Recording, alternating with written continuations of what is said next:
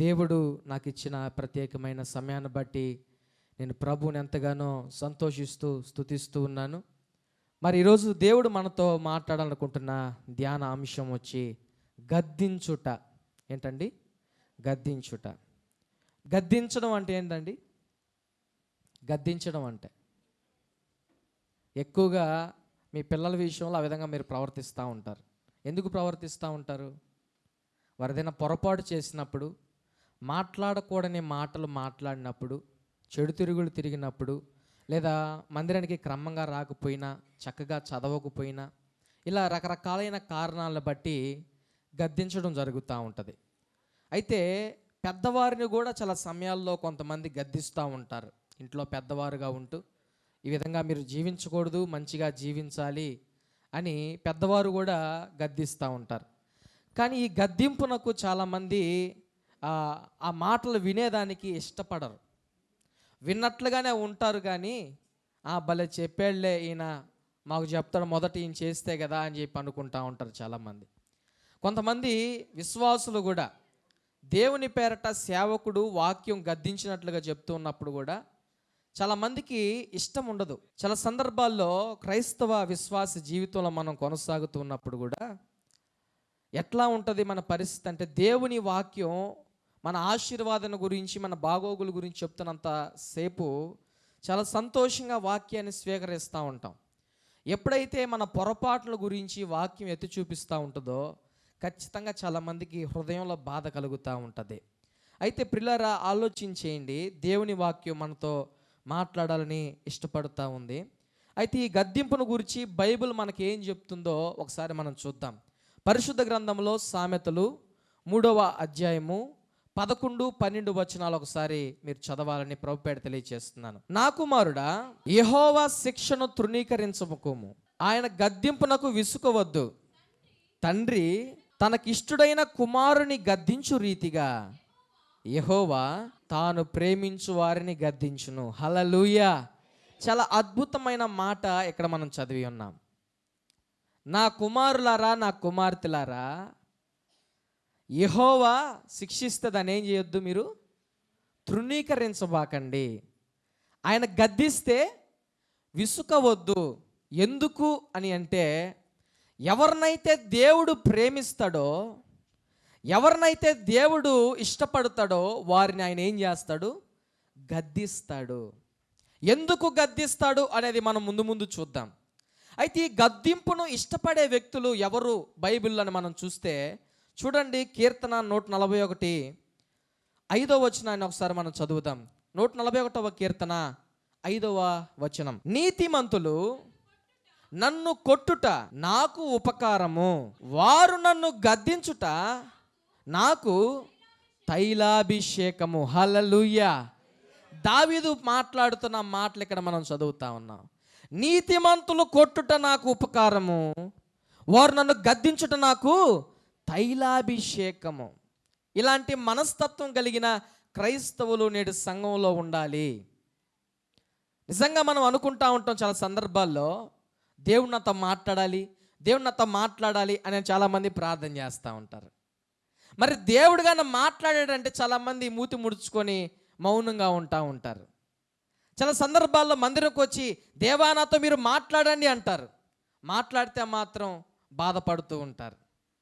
ఎందుకు అని అంటే, చాలామంది దేవా నువ్వు నాతో మాట్లాడాలని ఇష్టపడతారు, కానీ దేవుడు సూటిగా మాట్లాడినా, గద్దించినట్లుగా మాట్లాడినా చాలామందికి ఇష్టం ఉండదు. కానీ దావీదు అంటున్న మాట ఒక క్రైస్తవునిగా, నీతిమంతులు కొట్టుట నాకు ఉపకారము, వారు నన్ను గద్దించుట నాకు తైలాభిషేకము. ప్రసంగి 7వ అధ్యాయం 5వ వచనంలో మరొక అద్భుతమైన మాట ఉంటుంది గద్దింపును గురించి. చూడండి ఒకసారి బైబిల్ ఉన్న వారందరూ కూడా. ప్రసంగి గ్రంథం 7వ అధ్యాయము 5వ వచనం. బుద్ధిహీనుల పాటలు వినుట కంటే జ్ఞానుల గద్దింపు వినుట మేలు. ఈ మాటలు ఆలకిస్తున్న నా ప్రియ స్నేహితులారా, సహోదరులారా, గద్దింపునకు ఒక క్రైస్తవ జీవితానికి ఎంత ప్రాధాన్యత ఉందో ఇప్పుడు మనం ఒకసారి ఆలోచించేయాలి. అసలు ఎందుకు గద్దింపుకు మనం లోనవ్వాలి? అసలు ఎవరిని బైబిల్ గద్దిస్తుంది? దేవుడు ఎవరిని గద్దిస్తున్నాడు అంటే మొట్టమొదటిగా చూసాం, ఆయన ఎవరినైతే ప్రేమిస్తున్నాడో వారిని గద్దిస్తున్నాడని. ఇంకా కొన్ని ప్రాముఖ్యమైన విషయాలు మీతో పంచుకుంటూ ఇష్టపడుతున్నాను. దేవుడు ఎవరిని గద్దిస్తాడు అని. సామెతలు 15వ అధ్యాయము 10వ వచనాన్ని ఒకసారి మీరు చదవండి. సామెతలు 15వ అధ్యాయము 10వ వచనం.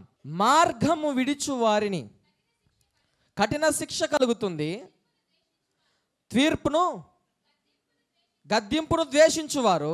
హల్లెలూయా. ఎవరిని బైబిల్ గద్దిస్తుంది? ఎవరిని దేవుడు గద్దిస్తాడంటే మార్గము విడిచి తిరుగుతున్న వారిని దేవుడు గద్దిస్తున్నట్లుగా, శిక్షిస్తున్నట్లుగా దేవుని వాక్యం సెలవిస్తుంది. అలాగే 119వ కీర్తన 21వ వచనాన్ని మనం చూస్తే అక్కడ మరొకరిని కూడా గద్దిస్తున్నట్లు మనం చూడవచ్చు. 119వ కీర్తన 21వ వచనం. గర్విష్ఠులను నీవు గద్దించుచున్నావు, నీ ఆజ్ఞలు విడిచి తిరుగువారు శాపగ్రస్తులు. హల్లెలూయా. వింటున్నారా దేవుని వాక్యాన్ని? ఎవరిని బైబిల్ గద్దిస్తుంది? ఎవరిని దేవుడు గద్దిస్తున్నాడు? ఎందుకు గద్దిస్తున్నాడు అంటే ప్రత్యేకించి మనం ఆలోచించాల్సిన ప్రాముఖ్యమైన విషయం, మన జీవితాలు, మన కుటుంబాలు, మన ఆత్మీయ జీవితాలు ఒక మంచి స్థిరమైన జీవితాలు కొనసాగాలని దేవుడు ఎవరినైతే ప్రేమిస్తున్నాడో వారిని గద్దిస్తున్నాడు. ఎవరైతే మార్గము తప్పి తిరుగుతూ ఉన్నారో వారిని దేవుడు గద్దిస్తూ ఉన్నాడు. అలాగే ఇంకెవరిని గద్దిస్తున్నాడు? గర్విష్ఠులను దేవుడు గద్దిస్తున్నట్లుగా మనం లేఖనాల్లో చదువుతూ ఉన్నాం. అలాగే ప్రత్యేకించి క్రొత్త నిబంధనలో యేసయ్య ఇంకొందరిని గద్దిస్తున్నట్లుగా నేను చదివాను. సరే చూడండి, మత్తయి సువార్త 11వ అధ్యాయము 20-24 వచనాలు ఒకసారి చూడండి. మత్తయి సువార్త 11వ అధ్యాయము 20-24 వచనాలు. పిమ్మట ఏ ఏ పట్టణములలో ఆయన విస్తారమైన అద్భుతాలు చేసినో ఆ పట్టణముల వారు మారు మనస్సు పొందకపోవుట వలన ఆయన వారిని ఇట్లు గద్దింపసాగెను. చదవండమ్మా. అయ్యో కొరాజీనా, అయ్యో బెత్సయిదా, మీ మధ్యన చేయబడిన అద్భుతాలు. చాలండి, చాలు. ఇంకా మీరు 24 వచ్చిన వారు చదివితే దేవుడు ఎవరిని గద్దిస్తున్నాడో మీకు తెలుస్తుంది. ఇక్కడ ఎవరిని దేవుడు గద్దిస్తున్నాడని మనం చూస్తే, ఎవరైతే దేవుని చేత అద్భుతాలను అనుభవించారో, ఎవరైతే దేవుని చేత మేలులు పొందారో, ఆ మేలులు పొందిన వారు, అద్భుతాలు అనుభవించిన వారు దేవునికి దూరంగా తిరగడం, మారు మనసు లేకుండా జీవించడం ఉన్న దాన్ని బట్టి వారితో దేవుడు సూటిగా స్పష్టంగా మాట్లాడుతున్నాడు. అయ్యో కొరాజీనా, బెత్సయిదా, మీ మధ్య చేసిన అద్భుతాలు తూరు సీదోనులో చేస్తుంటే ఈ పాటికి ఎప్పుడో వారు గోనె పట్ట కట్టుకొని మారు మనసు పొందుండేవాళ్ళు. అంటే బాగా ఆలోచించేయండి, నేడు క్రైస్తవుల జీవితాలు పరిస్థితులు ఎట్లా ఉన్నాయి అని అంటే, స్టోర్కి సమయానికి వెళ్తారు, బ్యాంకుకు సమయానికి వెళ్తారు, ఉద్యోగాలకి సమయానికి వెళ్తారు, ఏదైనా పని పెట్టుకుంటే సమయానికి వెళ్తారు, ప్రతి దానికి సమయానికి వెళ్తారు. దేవుని మందిరానికి వచ్చేదానికి సమయం ఉండదు చాలామంది క్రైస్తవులకి. దేవుడు సూటిగా స్పష్టంగా చెప్తా ఉన్నాడు. క్రైస్తవుల మనస్తత్వాలు ఎలా ఉంటాయంటే, దేవుడు వారి పట్ల చేసే మేలుల నిమిత్తమై, దేవుడు వారి పట్ల చేసే అద్భుతాల నిమిత్తమై ఎడతెగక ప్రార్థన చేయడం, విసుకక ప్రార్థన చేయడం, దేవుని మందిరానికి క్రమంగా రావడం, దైవ సేవకుని నిద్రపోనీకి ఉండడం, ఇలా రకరకాలైన విధానాల్లో క్రైస్తవులు ముందు కొనసాగుతారు. ఎప్పుడు? రోగం ఉన్నప్పుడు, కష్టం ఉన్నప్పుడు, అప్పులు ఉన్నప్పుడు, సాతాను శోధనలు ఉన్నప్పుడు, వ్యాధి బాధలు ఉన్నప్పుడు, ఇలా రకరకాలైన కారణాల చేత దేవుని సన్నిధిలో నిరంతరం ప్రార్థిస్తూ, క్రమంగా వస్తూ, సమయానికి వస్తూ దేవుని ఆరాధిస్తూ ఉంటారు చాలామంది. ఎప్పుడైతే దేవుని ద్వారా మేలులు పొందుకుంటారో, ఎప్పుడైతే దేవుని ద్వారా ఆశీర్వాదాలను అనుభవిస్తారో, ఇక సేవకునికి కనిపించరు, దేవునికి కూడా కనిపించరు. అంటే దేవుడు వారిని చూస్తూ ఉంటాడు కానీ దేవుని మందిరంలో మాత్రం వారు కనిపించరు, దైవ కార్యక్రమాల్లో మాత్రం వారు కనిపించరు. అందుకే దేవుడు అలాంటి వారిని గద్దిస్తూ ఉన్నాడు. ఏమని అంటే, మీ పట్ల, మీ కుటుంబాల పట్ల ఎన్ని అద్భుతాలు నేను చేస్తుంటాను, ఎన్ని ఆశ్చర్య కార్యాలు చేస్తుంటాను, ఎన్ని మహిమ కార్యాలు చేస్తుంటాను, కానీ మీ ప్రవర్తన, మీ యొక్క క్రియలు ఎలా ఉన్నాయంటే నాకు బాధ కలిగించే విధంగా ఉన్నాయి, మారు మనస్సు లేనివిగా ఉన్నాయి. ఒక క్రైస్తవునికి, క్రైస్తవురాలికి ఉండవలసిన లక్షణాలు లేని విధంగా మీ జీవితాల్లో ముందుకు వెళ్తూ ఉన్నాయి. కాబట్టి నా ప్రియ స్నేహితులారా, దేవుడు మనల్ని గద్దిస్తున్నాడు. ఆ గద్దింపును మనం ఏం చేయాలి చెప్పండి? కరెక్ట్ మాట చెప్తే మీకు ఒక ప్రైజ్ ఇస్తా. ఇప్పుడు కరెక్ట్ మాట చెప్తే అమ్మా విసుగకూడదు. ఇంకా అట్టి అభిషేకాన్ని మీరు పొందుకోవాలి. గట్టిగా చప్పట్లు కొట్టండి. హల్లెలూయా. దేవుడు గద్దించడం మనకేంటంట? అభిషేకం. హల్లెలూయా. నీతిమంతులు కొట్టుట నాకు తైలాభిషేకం.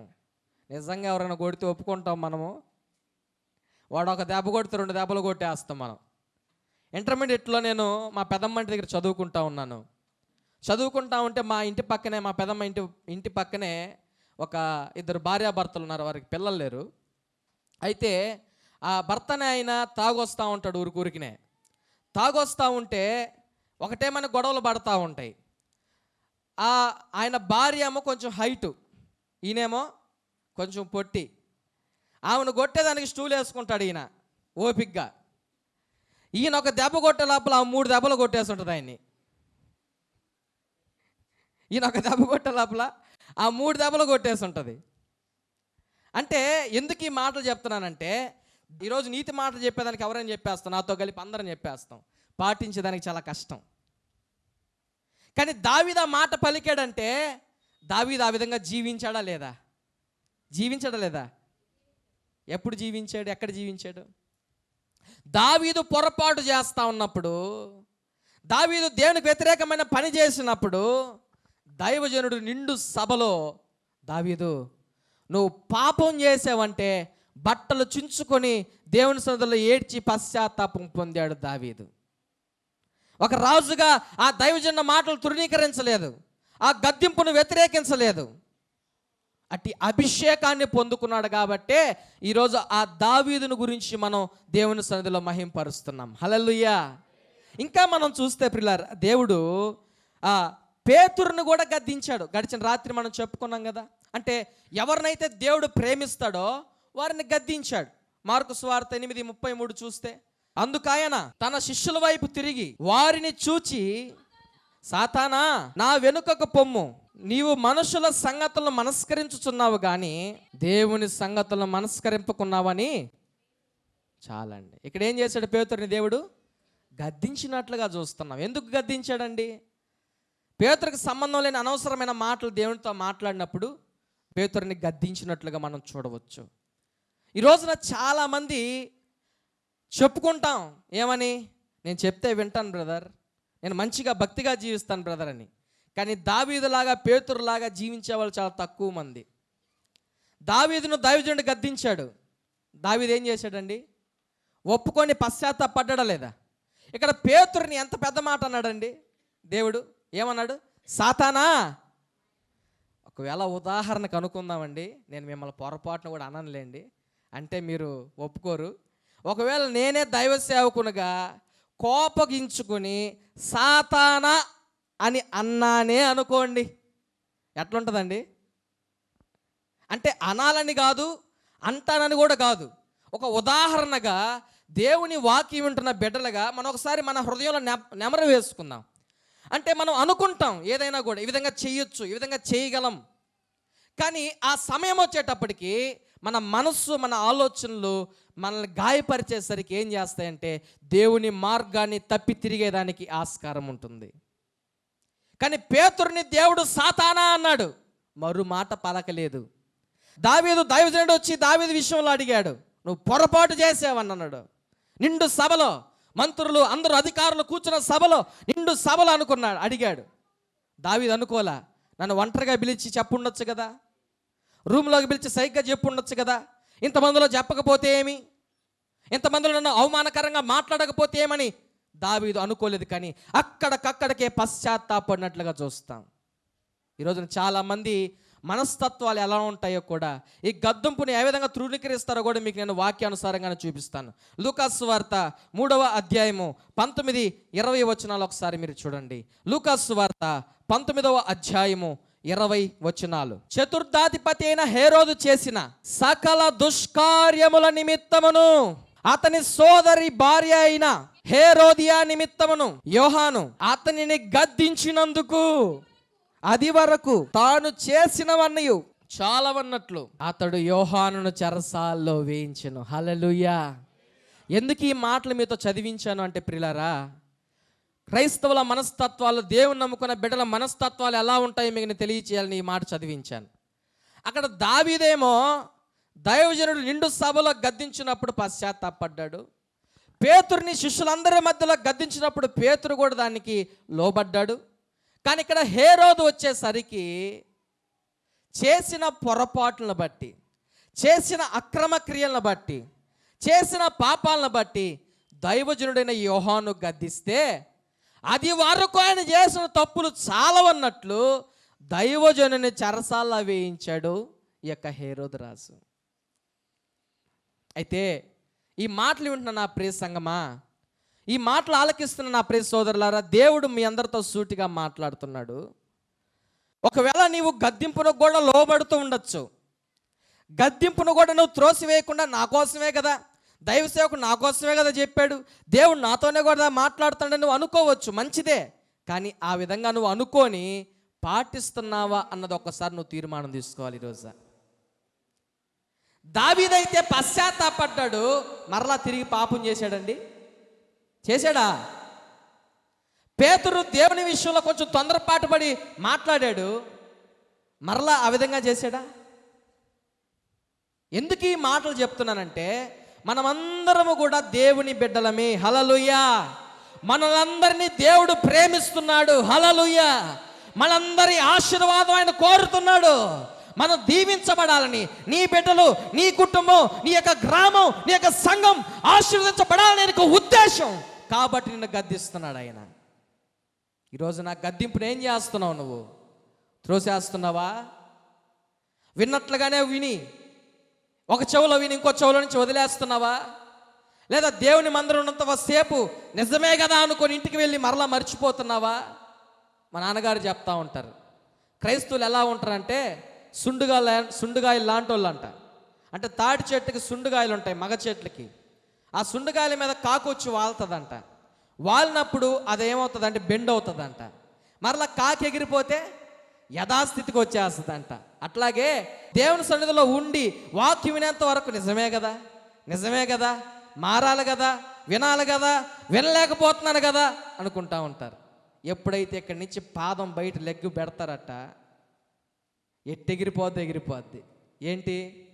విన్న వాక్యం. ఈ మాటలు వింటున్నా నా ప్రియ స్నేహితులారా, ఒక్క మాట అయితే దేవుడు మీతో సూటిగా మాట్లాడాలని ఇష్టపడుతున్నాడు. చూడండి బైబిల్లో సామెతలు 29:1. సామెతలు 29:1 ఎన్నిసార్లు గద్దించినను లోబడిని వాడు మరి తిరుగు లేకుండా హఠాత్తుగా నాశనం అవుతాడు. హల్లెలూయా. దేవుడు మనతో సూటిగా స్పష్టంగా ఈ పునరుద్ధరణపు ఆదివారపు దినాన మనతో మాట్లాడుతున్నాడు. ఏంటంటే, నా ప్రియ కుమారుడా, నా ప్రియ కుమార్తె, నేను నిన్ను ప్రేమిస్తున్నాను, నేను ఇష్టపడుతున్నాను, కాబట్టి నేను గద్దిస్తున్నాను. నా మాట నువ్వు వినకపోతే నేను నిన్నేం చేయను, నేను నిన్నేం నాశనం చేయను, నాశనం కోరాలనుకోను. కానీ నువ్వు చేసే పొరపాట్లు నేనేం చేస్తాయి? నాశనం చేస్తాయి. ఎందుకంటే ఎన్నోసార్లు గద్దించా, ఎన్నోసార్లు దేవుని మాటలు మీకు చెప్పా, కానీ నా మాట మీరు వినలా. అందుకే మత్తయి సువార్తలు ఇందాక మీరు చదువుకున్నట్లుగా 11వ అధ్యాయంలో యేసు వారితో అంటూ ఉన్నాడు, మీరు ఎంతకాలం ఇదే పాత బ్రతుకులో ఉంటారా నాయనా? ఎంతకాలం ఇదే పాత బ్రతుకులు ఎక్కడ ఉంటారు మీరు? దేవుని వాక్యం వింటున్నారు, నా ద్వారా అద్భుతాలు చేయించుకుంటూ ఉన్నారు, కానీ మీలో మారు మనసు లేదే. బాప్తిస్మ ఇచ్చే యోహాను కూడా ఒకనొక సందర్భంలో ఒక మాట అంటాడు.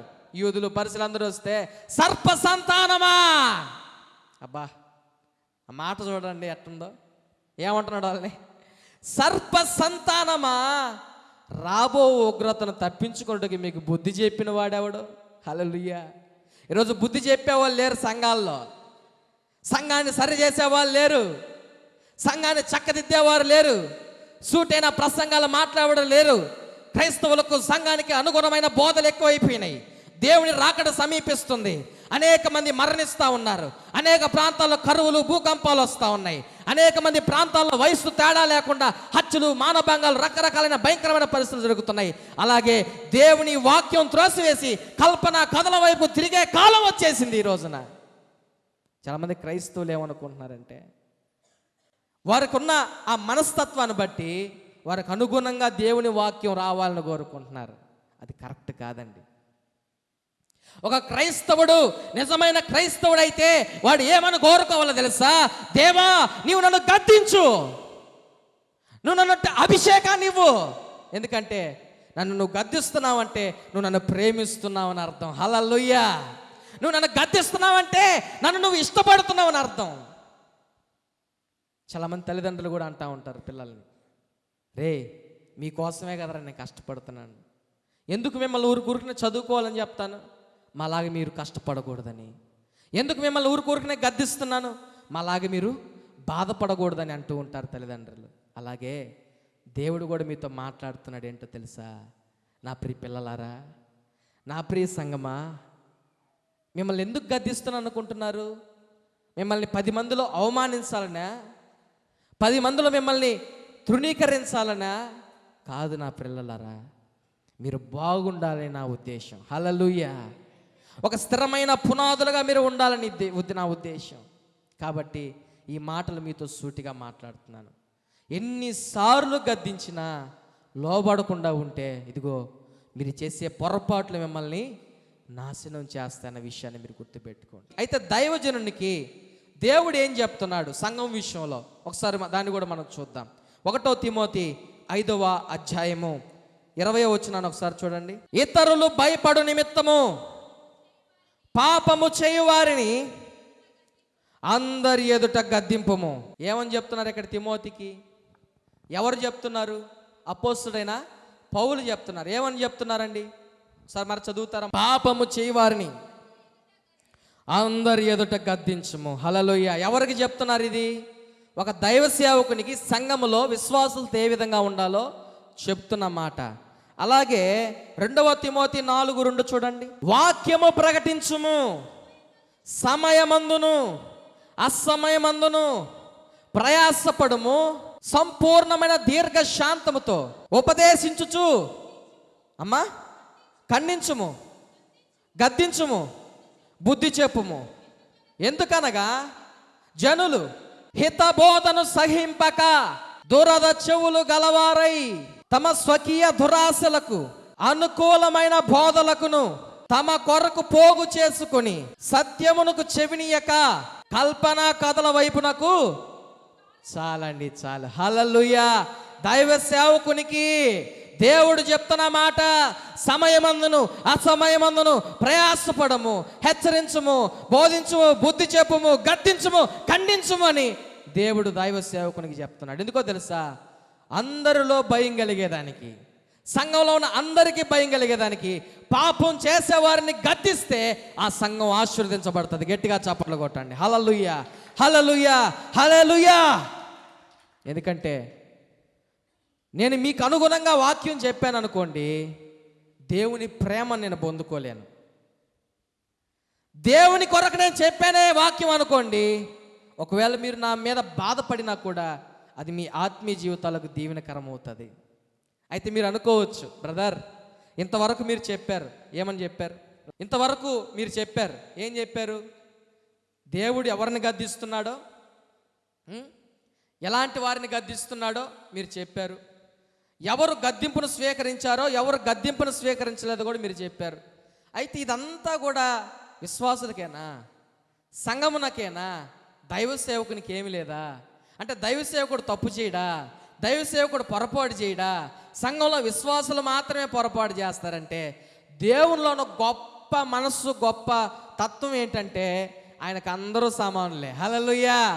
ఆయన దైవ సేవకుని గద్దిస్తాడు, విశ్వాసుల్ని కూడా గద్దిస్తాడు. ఒకసారి మీరు చూడండి దైవ సేవకుని దేవుడు ఎలా గద్దించాడో మీకు నేను తెలియచేస్తాను. 2 పేతురు 2వ అధ్యాయము 16వ వచనాన్ని ఒకసారి మీరు చూడండి. చివరిగా ఈ విషయం చెప్పిన ముగింపులోకి వస్తున్నాను. 2 పేతురు 2వ అధ్యాయము 16వ వచనం. ఆ బిలాము, బాగా జాగ్రత్తగా వినండి. ఆ బిలాము దుర్నీతి వలన కలుగు బహుమానమును ప్రేమించను, అయితే తాను చేసిన అతిక్రమము నిమిత్తము అతడు గద్దింపబడెను. హల్లెలూయా. దేంతో గద్దించాడని ఒకసారి చదవండి, అక్కడే ఉంటుంది.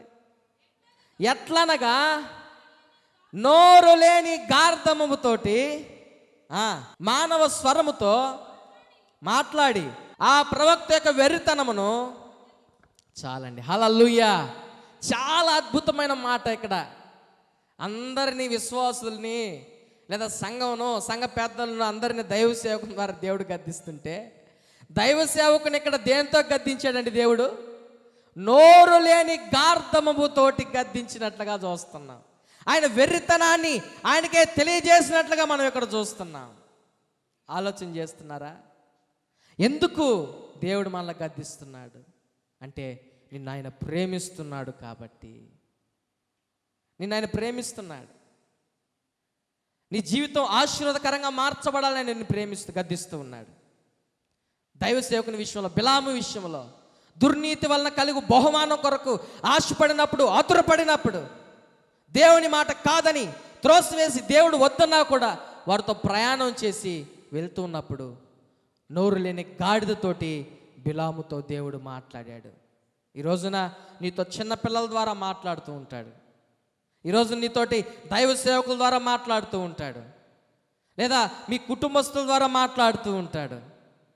అనేకమైన సందర్భాలను బట్టి మీకు దేవుడు ఒక హెచ్చరికలు చేస్తూ ఉంటాడు.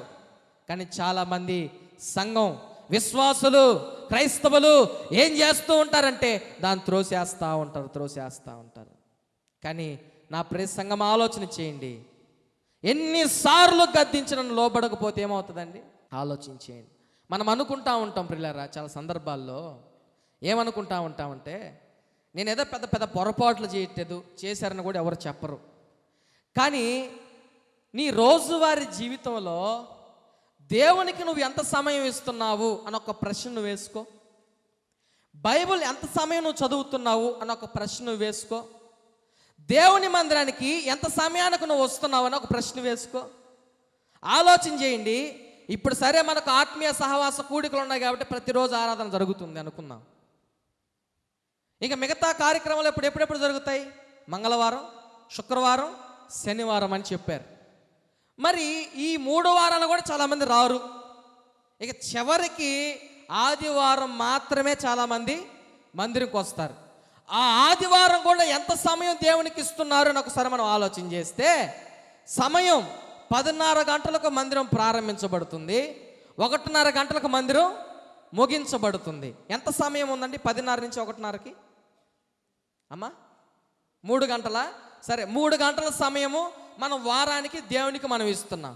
ఈ 3 గంటల సమయం అయినా నువ్వు సమయానికి వస్తున్నావా అని ఒక ప్రశ్న వేసుకో. ఎన్ని గంటలకు నువ్వు మందిరానికి వస్తున్నావు? ఎన్ని గంటలకు దేవుని సన్నిధికి వస్తున్నావు అంటే, నాకు తెలిసి చాలామంది వాక్యం చెప్పే టైంకి వస్తున్నారు, పాటలు అయిపోయే టైంకి వస్తున్నారు, కొన్నిసార్లు అది కూడా రావట్లేదు. ఆలోచించేయండి. మనం దేవునికి ఇచ్చే సమయం వారానికి 2 గంటల, 1 గంట.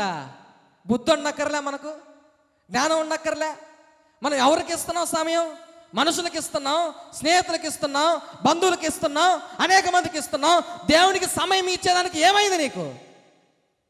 మరలా దేవునితో అంటావు, నువ్వేమంటావు అంటే, దేవా నాతో నువ్వు మాట్లాడయ్యా. మాట్లాడుతూనే ఉన్నాడు దేవుడు నీతోటి, మాట్లాడుతూనే ఉన్నాడు. ఆయన మీతో బోధిస్తూనే ఉన్నాడు, ఇంకా ఆయన మిమ్మల్ని ప్రేమిస్తూనే ఉన్నాడు. కానీ మనం ఏం చేస్తున్నామంటే దేవుని మాటలు త్రోసివేస్తా ఉన్నాం. ఒక్కసారి ఆలోచించండి నా ప్రియ సంగమా, ఆలోచించేయండి. మీరు ఒక్కసారి ఆలోచించేయండి. ఒక క్రైస్తవునిగా ప్రతి దినం నువ్వు దేవుని వాక్యాన్ని చదువుతున్నావా? ఒక క్రైస్తవునిగా ప్రతి దినం నువ్వు ప్రార్థన చేస్తా ఉన్నావా? లేదా నీ పక్కనున్న వారికి, విశ్వాసులకున్న ఆ యొక్క తాపత్రయం నీకు దేవుని పట్ల ఉందా? నాకు గడిచిన రాత్రే చెప్పారు, బ్రదర్ రేపటి రోజున మీరు ప్రసంగం చేయాలని. నాకు అప్పుడు దాకా తెలియదు నేను చేయాలని. అయితే నేను పనుకోవచ్చు, నిద్రపోవచ్చు, మీ కొరకు 1:30 దాకా మేలుకొని వాక్యం ధ్యానించి మీ దగ్గర తీసుకొచ్చాను. ఎంత సమయం అండి? 1:30 దాకా. మరలా నేను నిద్ర ఎప్పుడు లేచాను తెలుసా? 5 గంటలకు లేచి మా మందిరాన్ని చిమ్మి శుభ్రం చేసి స్పీకర్ బాక్సులు పెట్టి ఇంట్లో పనులు చేసుకుని రెడీ అయ్యి నేను దేవుని మందిరానికి వచ్చాను. ఎప్పుడు వచ్చాను తెలుసా? ఎప్పుడు వచ్చాను? 10:30 కాకముందే 10:05కి 10:10కి నేను ఇక్కడికి వచ్చేసాను. అంటే నన్ను నేను ఎక్కువ చేసుకొని మిమ్మల్ని తక్కువ చేయాలన్న ఉద్దేశం నాది కాదు. ఒకరిని గణపరిచి ఒక కించపరచాలన్న ఉద్దేశం నాది కాదు. కానీ దేవుడు మనతో మాట్లాడుతున్నాడు సూటిగా, నా ప్రియ కుమార్తె, నా ప్రియ కుమారుడా, నీవు నాకు ఎంత సమయాన్ని ఇస్తున్నావు? రోజుకి ఫోన్లో ఎంత సమయాన్ని గడుపుతున్నావు? బంధువులతో ఎంత సమయాన్ని గడుపుతున్నావు? స్నేహితులతో ఎంత సమయాన్ని గడుపుతున్నావు? నాకు నువ్వు ఎంత సమయాన్ని ఇస్తున్నావు?